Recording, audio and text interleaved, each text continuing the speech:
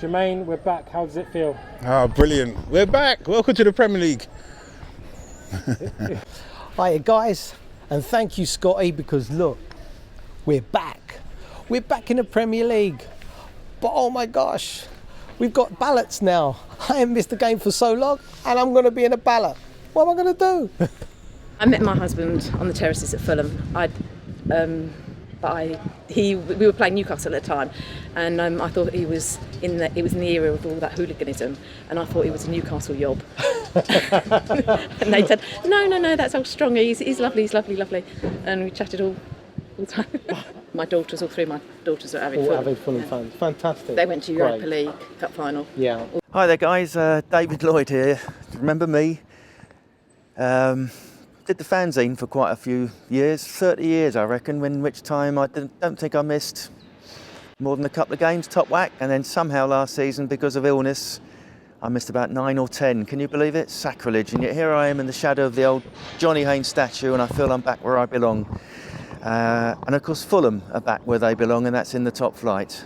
David kindly gave me a book of There's Only One F in Fulham. He said, John, this might be useful to show a fan's perspective of following Fulham. Skimming through the book, this is an encyclopedia of 360 pages of everything Fulham. If you have a genuine love for Fulham Football Club, this is the book for you. You'll gain a greater knowledge and understanding of this great club from a supporter's view. If you would like to buy this book, the links are in the description below. What do you think the biggest talking point is at the moment with the fans? Well, because of COVID and that, I haven't really got out and communicated with any fans, although I've got a lot of fans within my family. Wow. So the biggest talking point within the family is kind of, are we going to make it this time around? And what do you think? I think it will be difficult, but obviously optimistic. A bit worried we haven't heard anything about any new defenders, I suppose, because we just about limped our way through the Championship in that respect. So how we'll get on in the Premier is another matter. Well, the main thing is that the season's in fact starting and we're in the Premier League. Yee-haw for that to start with. We may have missed out on being there, but it was a fairly decent second best watching us beat Brentford in the playoff final. And how. It was media reckoned that we were second favourites, but we proved them wrong.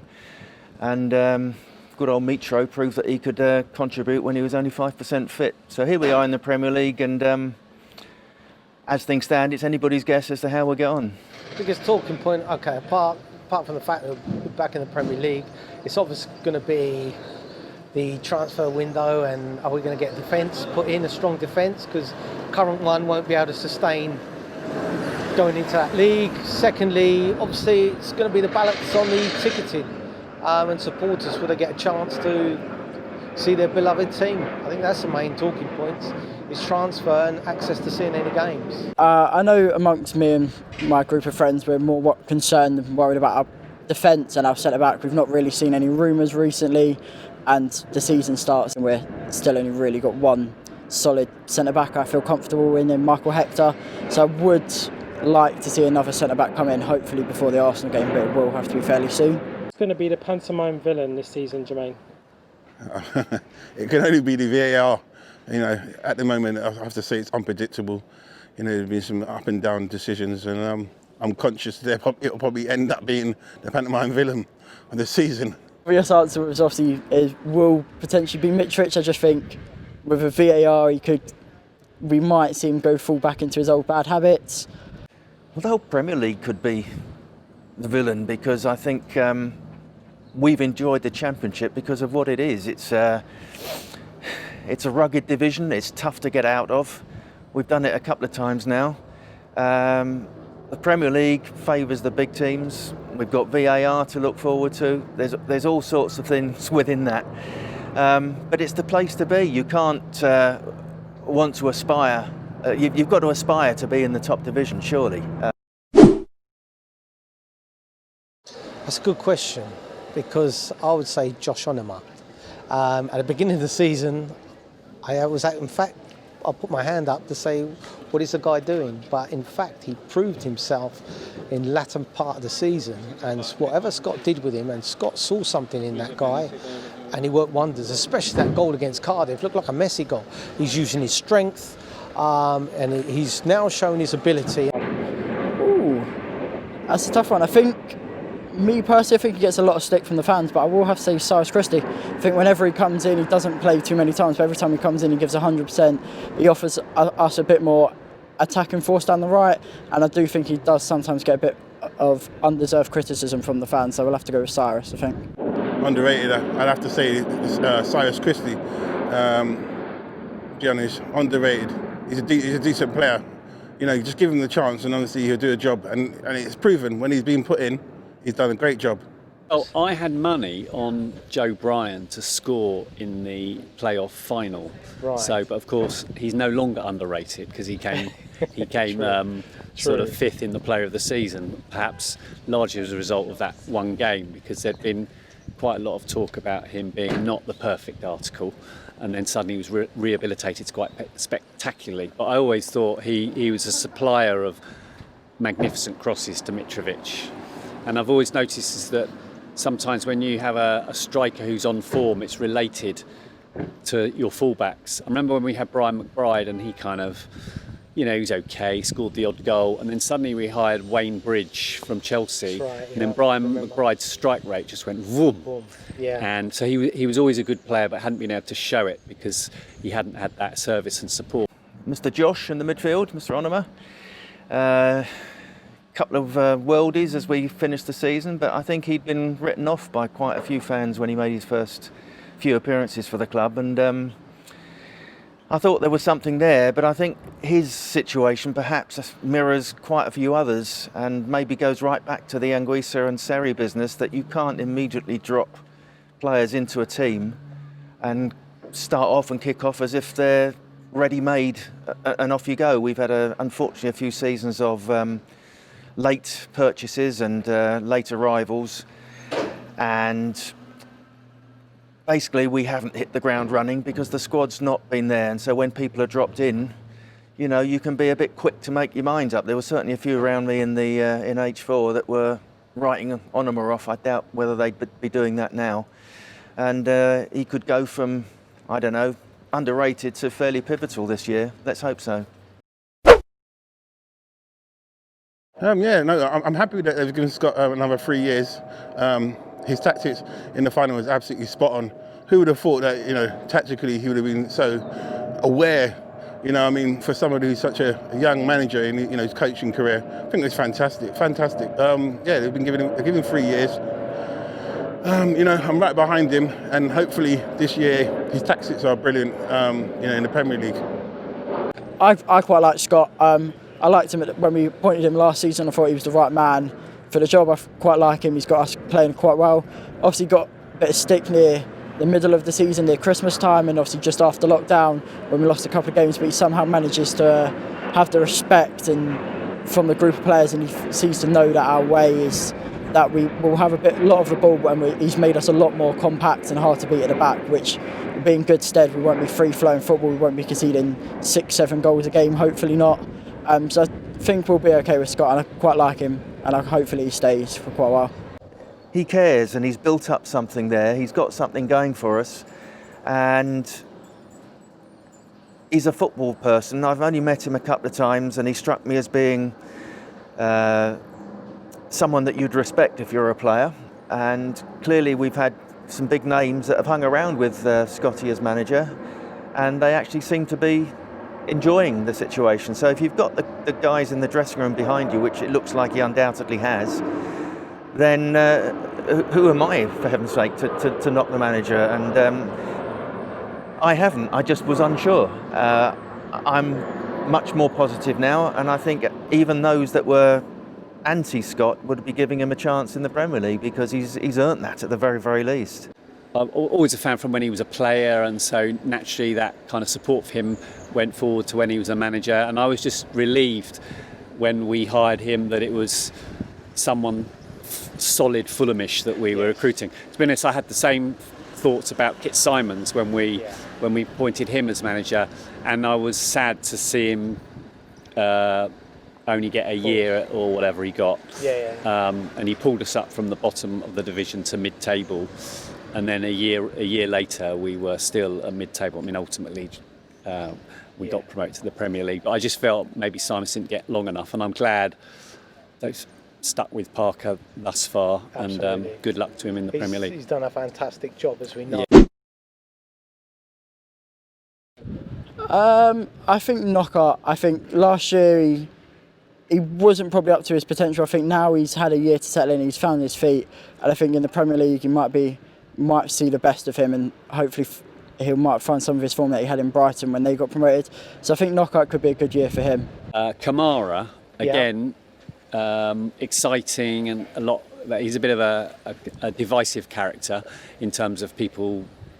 Well, I know my brother, he just can't stand him. I'm a massive fan. So he kind of divides opinion. Sure. But I think he's got the pace to perform in the Premier League and actually frighten Premier defences. Yeah, you've got a point. He may not be the finished article. He may not be a perfect finisher, but I think he's got potential. Yeah. One to watch. It has to be Harrison again. Harrison's been absolutely spot on. One to watch. You know, we're fortunate to even got the signing. I mean, he's a brilliant player. One to watch for the season. I tell you, what Harrison Reed did in the Championship was amazing. The awareness that guy's got, and it'd be good to see if can maintain that in the Premiership, and I think he can. I think the guy, the way he was like a little, what we call an ankle biter. He's there around your feet. He's cutting out passes. Harrison Reed is a great little player, and I think he's the one to see and cope with the Premiership players in that defensive midfield role. Those who do not know you, please talk about a little bit of your background and where you. Right, I'm born and bred in Fulham, so without giving my age away, been living in Fulham for over 50 years.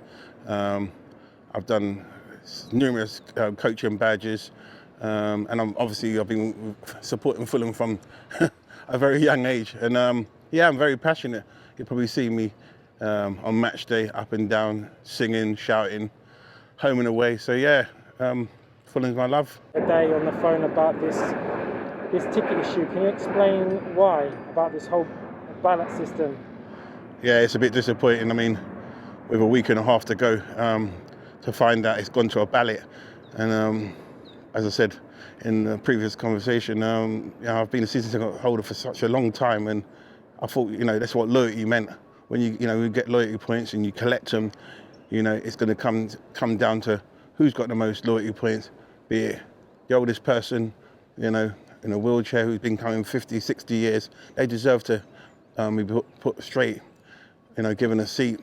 This ballot is just so unfair. I really haven't got the strength to every week we're trying to bid for a seat when, as I said, I've been a season ticket holder for over 20 years now. And, just to be told, oh yeah, by the way, it's going to a ballot, I think it's very unfair. So what does loyalty mean? The context of the whole thing is now it's open to new season ticket holders, which, obviously with this pandemic and COVID, I think it's quite unfair that, now any local can come and just sign up, get a season ticket and be put into the ballot.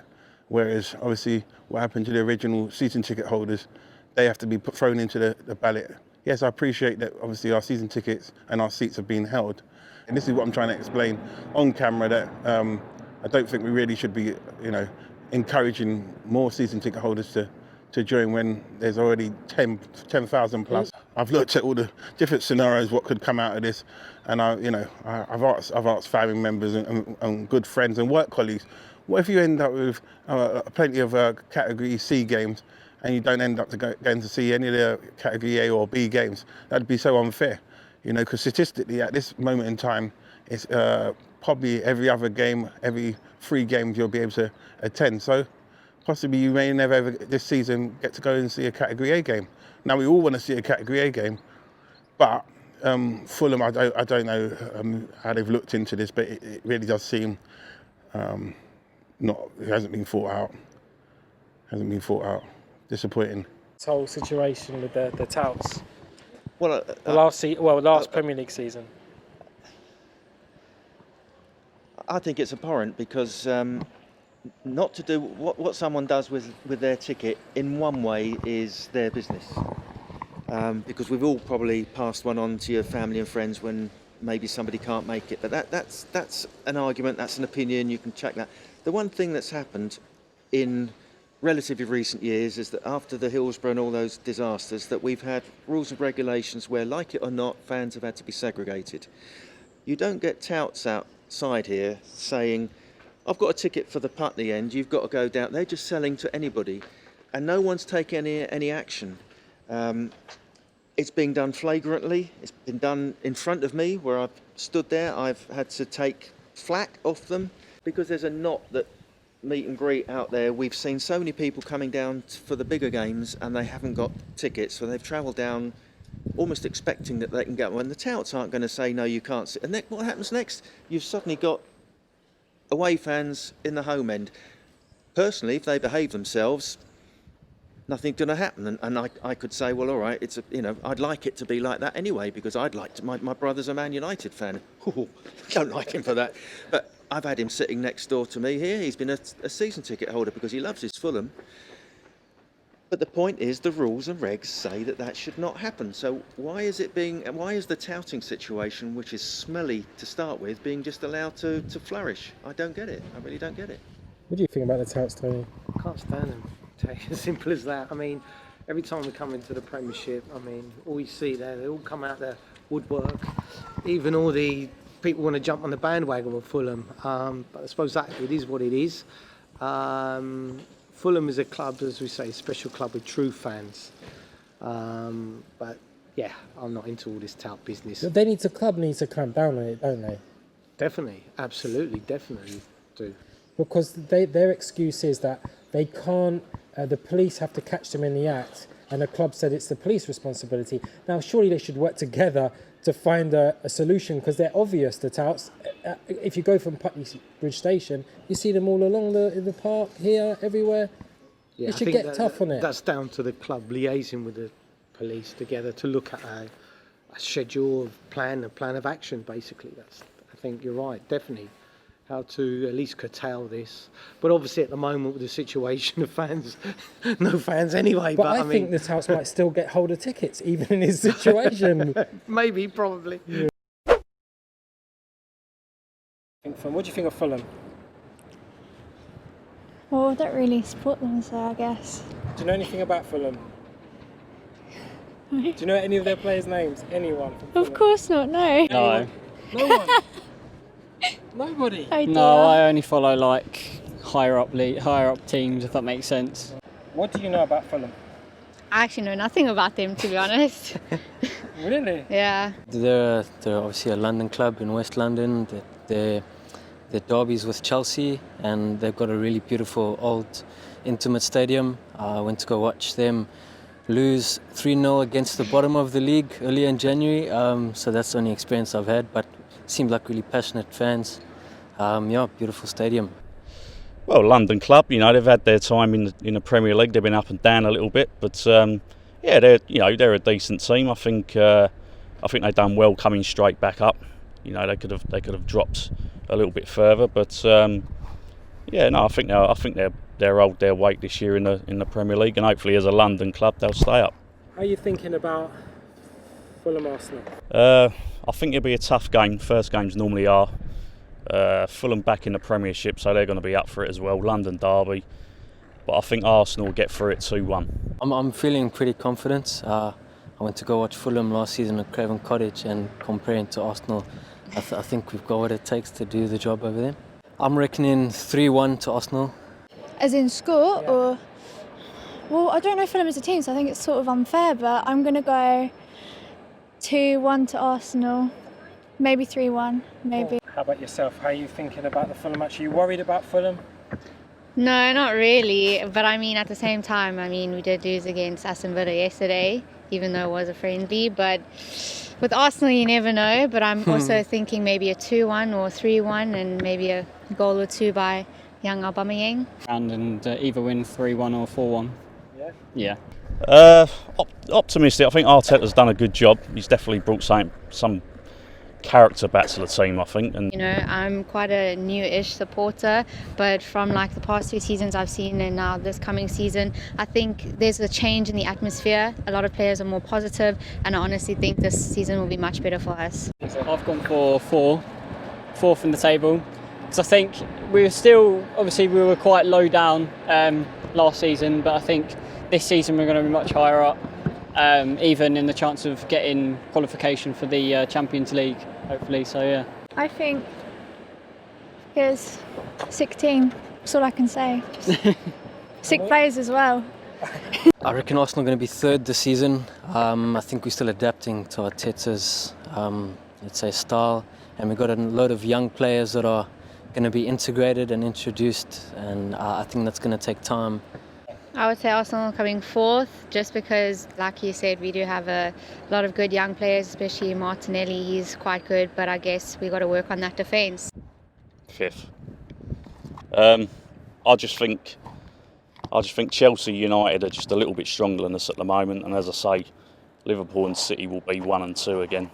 I don't know, unless there's some surprises, I think we'll finish fifth and just miss out on top 4, unfortunately. I just think that it's going to be a load of goals. First game of the season. And I just think that, possibly 2-2. I think it will be, obviously it's a tough game. First game back, it's always going to be tough, especially against one of the top 6 teams. They're coming back off some good form. Obviously they won the FA Cup last weekend. They beat Liverpool in the Community Shield. So it will be a tough game, but I'm feeling slightly confident. I think Parker will make us a bit hard to beat. But I can see us maybe potentially looking maybe a 1-0, maybe a 1-1 draw. So feeling quite confident, and it'd be nice to get some Premier League football back going again. Seeing you've brought your Fulham family with you, so what I'd like you to do is just demonstrate and show where you think Fulham will finish at the end of the season. First and 16th, there you go. And for you? 8th. I'm an optimist. You are an optimist, well done. 14th, could be right. Oh, the 18th, look at that one. 18th. Now tell me, what made you put 18th? I don't think our defence is really good enough at the moment, so we need to make more defensive signings, otherwise I think we'll get relegated. But if we make the signings, you change that number, yeah? And if we made the signings, what would you reconsider? 17. Oh well, there's a Fulham fan for you anyway. So tell me, why have you put 14? Well, I don't think they'll be relegated. They won't do the same mistake as last year, 2 seasons ago. But I don't think they'll be up at the top. Okay. Yeah, so about that mid-ish time. There's such a division between the top half and the second half of the Premiership division. Absolutely. If you understand what I mean. I totally understand what you mean. I can't stand the top 6. No, nor can I, especially Chelsea. Exactly. And for you? You were again 8th, weren't you? So that's very optimistic. Yes, well, I knew that most people put in the teens somewhere, and I thought, why not? Okay. We're a good team that got up through luck and determination. If that continues, then we've got every chance. If you bring positivity, you bring luck as well. And yours was 16th, We're going to struggle. Yeah. I think let's just be realistic about it. Absolutely. We're going to struggle because it is a struggle, whoever you are in that league, but we won't be relegated. That is where we'll end up. My prediction for the season is 7. Hang on a minute. 17th will do me nicely. There or above, thank you very much. I believe the 14th probably this season. It's going to be a tough season. The only thing is I have to say from when we was in the Premier League in the past, I think there's a lot more experience, more European players, and I do believe that that's a good prediction, 14th. I believe, as I said previously, I do believe that we're a stronger side. There's more balance than before. So yeah, I'm quite excited. And I mean, I predicted 14th position. You know, I think possibly if we have a good season, it could even narrow down to even maybe 10th. I mean, it's a big shout, but if the boys play the best that they can do, there's a lot of ability there, you know what I mean? And the newcomers what have come in, I just think, yeah, there's a good chance. Between 10th and 14th, and I think, yeah, we could have a good season. And Scott, I mean, quite frankly, you know, tactically, if he's aware, then we'll be all right. I think we will finish 17th. I think Parker will make us safe. He'll make us a bit hard to beat. Can't see us scoring many goals, but I don't think we'll concede too many either. So I think we will be safe, but only by the skin of our teeth. Lucky number. Lucky 13. There you go. We've finished 13th. Why is that then? No, I think we won't. I don't think we'll go down. I think that obviously we're not going to be top 6. We know that. We're Fulham fans. We might be one day, but that's going to happen in the future. But I think we'll just sustain ourselves this year in the Premier League. I know the club, what we went through, and all the fans were devastated what we went through in the Premier League a couple of years ago. I don't think that's going to happen again. I mean, it'd be really ridiculous if something occurred again like that. It was a shocker. And I believe the club will learn from that and make sure that won't happen again. So let's be optimistic, yeah. We know we need to strengthen our defence. We know there's certain areas we need to tweak here and there. The window's not finished yet. So let's not all get despondent.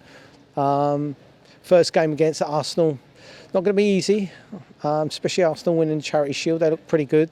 I'm going to say we're going to win, even if we don't win. But I think it could be a draw in the end with that game, to tell you the truth.